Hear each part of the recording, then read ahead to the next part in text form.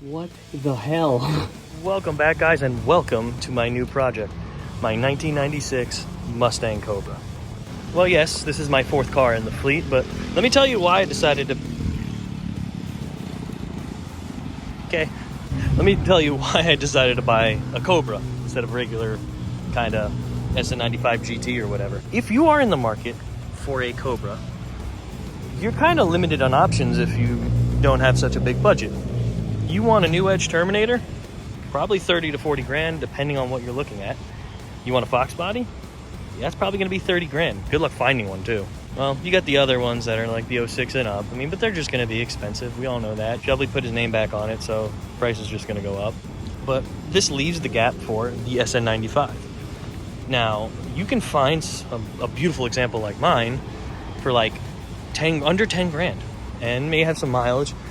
If you do look on Auto Tempest, you'll find a lot of them with like no mileage for under 20. So I mean, and especially in the Mystic too, that is a beautiful color. So my idea with this car is, I bought it for a very good price, under 10 grand. I won't disclose exactly how much I paid for it, but I bought it for under 10 grand, and I'm just gonna do a couple of things to make it kind of mine, but like still stock to where it's not completely modified. Maybe change the wheels, just get a nice, lower just a little bit because that fender gap is atrocious. Do small supporting mods and hold it, keep it nice and clean the way it is, and see where the market goes. My assumption on these things that they might start ticking up in price. Okay, so let's look at this thing. I think I knocked it out of the park with this. I'm still like flabbergasted I own a Mustang Cobra. Just look at that inside. Oof. The seats were redone. I mean, I don't think the factory seats looked like these at all. So someone redid the interior, but it is gorgeous in here. This one's got a little bit of mileage on it. It only has 143, but you wouldn't know. I mean, it's a Mustang, so the interiors do have panel gaps. It's from 96, these always do that. So you're getting Mustang quality, but a lot of the SN95s I see, they're just rotted, they're ratted, they're disgusting. Like people just, I don't know why. And you'll see it if you go on Marketplace, if you search hard enough. Someone will screw like sheet metal screws or just hardware screws into this to hold it up instead of just buying another panel. They're only clipped on. It's a stupid, crappy design, but just buy the panel. Stop drilling into these doors. So I'll go into a little more depth of maybe a Mustang review in the future. But what separated these from the 4.6s and the GT was this was the dual overhead cam, big boy.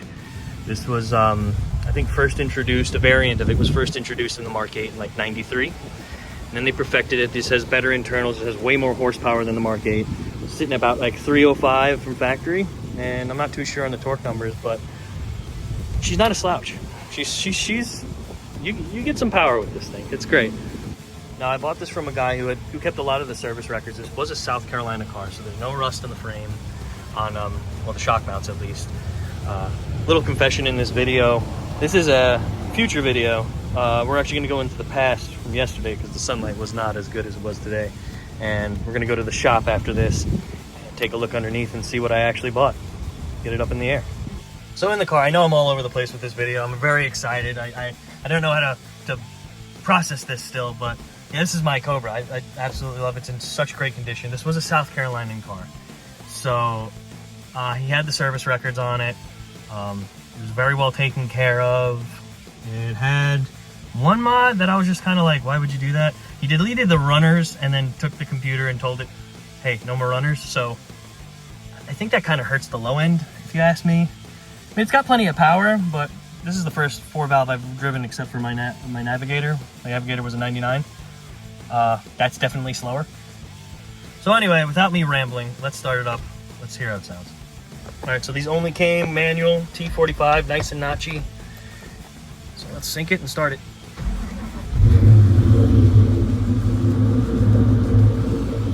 Sounds pretty good. Definitely not stock. I think there's some flow masters going. Oh yeah, I need to fix some things. One of them is that awful noise coming from the, yeah, that.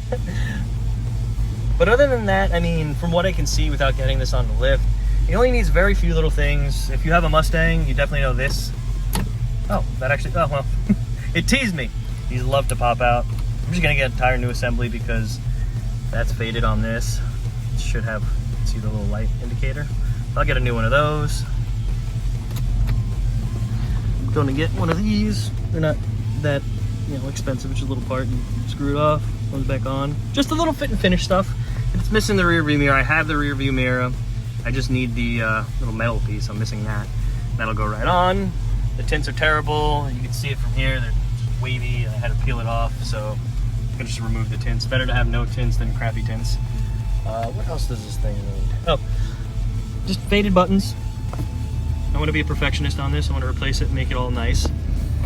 Get the kit that comes with that. Not really much anything this thing needs. It's so clean, it's so nice. Just gonna do basic maintenance. Got some transmission fluid. We're gonna do an oil change when we get to the shop. But this thing purrs. She idles great. No warning lights. I got the emergency brake on, that's why it's doing that. But yeah, I'll go into an in-depth video of the SN95 and of the Cobra. Maybe do a little bit of a review. But for now, let's get on to the shop, put her on the lift, and let's see what I bought. This is definitely going to be hard to do without my headgear on, but let's see if I can hold this and drive. Oh, it's going to get everybody sick.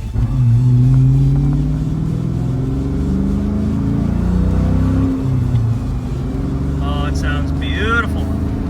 That 4-valve is just music to my ears.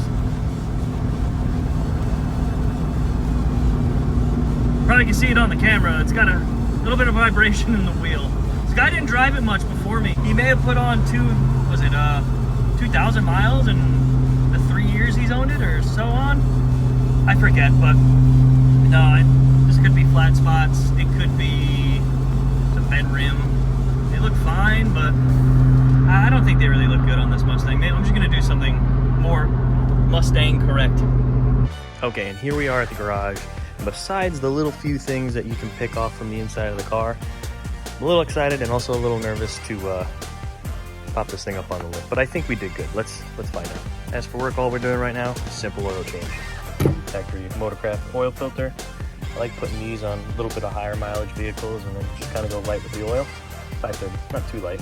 And yes, I do like Fram oil, but I do not like their filters. They outsource their oil, and this is, I can't remember who makes the oil, but this is actually pretty damn good oil. So the Bluetooth connected to the car and ruined the audio, but I jinxed myself. On the ride over, we got to check engine light, so we'll dive into that. All right, as you saw before, here's the beautiful 4.6 liter. And with everything that's fine under here, let's get it up in the air. Okay, first looks underneath this thing, not bad at all. I mean, we got a little bit of a seepage, kind of, I wouldn't really call it a leak. It's wet around the oil filter housing. Probably a gasket, probably the sensor. Nothing too extreme, doesn't leave a puddle on the floor, so that's a good thing. Did check the front end on it. It doesn't really feel that loose. I bought inner and outer tie rods for it, so I'm just gonna do them anyway. I did notice that, yeah, bushing's cracked here. Sway bar bushing up here cracked. This is probably all original, which, yeah, it did its job. It did a good job, and now it needs to be replaced, so definitely, we'll see. Probably do. I think Energy Suspension makes a full kit for the front end of these things, so not too bad to do. Brakes in the front, yeah, probably can be changed. I'm not gonna touch it because it's hot, but pretty deep grooves. Noticeable grooves. I've had worse. And kind of a lip. And they could stop better. I mean, for these type of brakes, they can definitely stop better. One thing I will be doing is definitely changing out these wheels. I mean, they look good, just not for a Cobra, in my opinion. I'm gonna stick to something a little more Mustang oriented. Put these up for sale. Yeah, I think we should be good. Wait a minute. Is he using the wrong pad?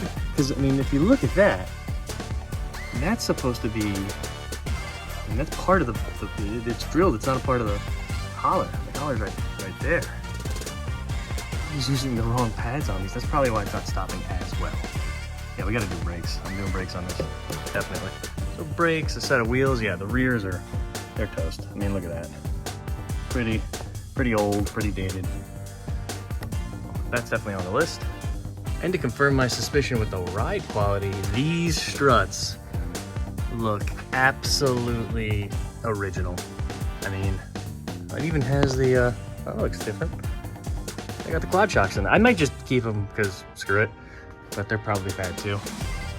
Well, I don't think the fronts are, it's probably not original, but it's definitely old. So yeah, that's gonna change. So I'm gonna get some shocks, maybe some lowering springs. I mean, the ride height on this thing's pretty freaking bad. Once again, for a Cobra, it should sit nice, lower, little stance. Not like stance, but you know, the old-fashioned term of stance. And not the best job painting these calipers, huh? But the one thing I found that was absolutely atrocious was this exhaust. I mean, look at this. This is almost touching the shift fork. And I think this part's maybe original to the X pipe, but yeah. And I mean, where's that going? That's just rubbing on the frame. Or no, not even, but it probably is if you bang it enough. That's hanging. I mean, look at that. This. That's supposed to be like that. So this was, yo, my buddy can do it. Mad cheap welding job. Official, bro. And what we got here? Oh my goodness. Rate my welds. Rate my welds. What happened? What happened from here, which is fairly decent weld, to Achoo boogered it up. What we got back here though? Oh, some Flowmasters. Okay, no, it sounds pretty good. Are these 40s probably? I can't tell. Oh, but it only gets worse, guys. What the hell? What the freak? Oh, dude, I gotta do something about this. This is... Oh. I'm getting serious right now.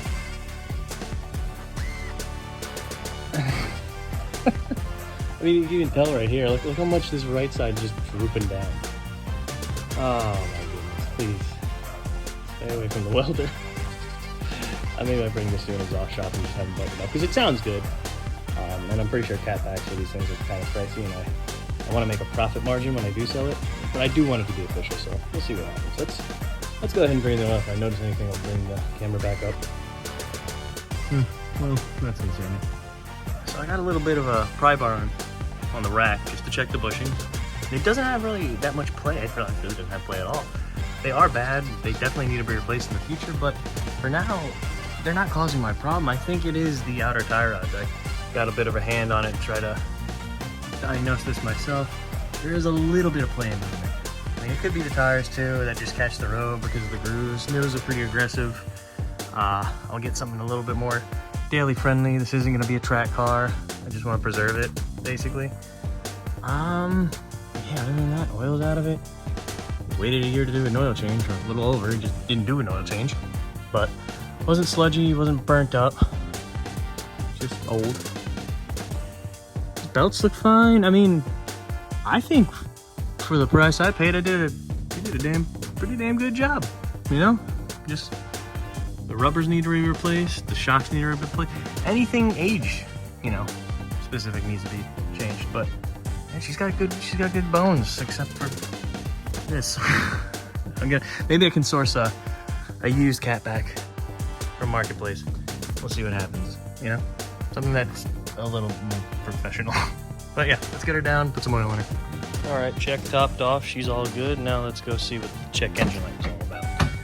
Okay, so like I said in the beginning, the phone connected to the radio and didn't get any audio, so I just got video. But basically what I did is I got my scanner here, just hooking it up because it is an OBD2 car, so thankfully we have that. It only had one code, thankfully. It was P1443.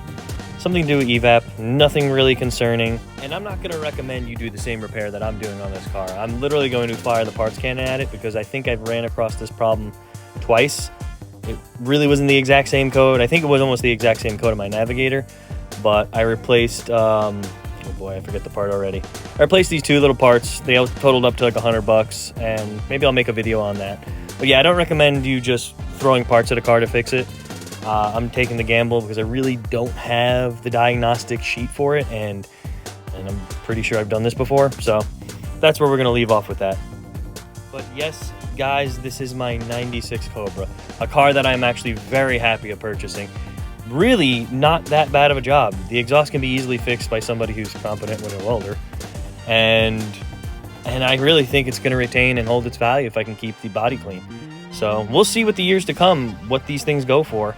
And just like always, guys, like, subscribe, comment. I got memberships. I also, by the way, have a merch store, so check that out. I got the link in the description, and I'll probably pin it in the comments. But once again, thank you for all your support. You guys are awesome. We're almost at 1,000 subscribers in less than a year. I can't fathom it. It's so awesome. Thank you all so much, and have a nice day.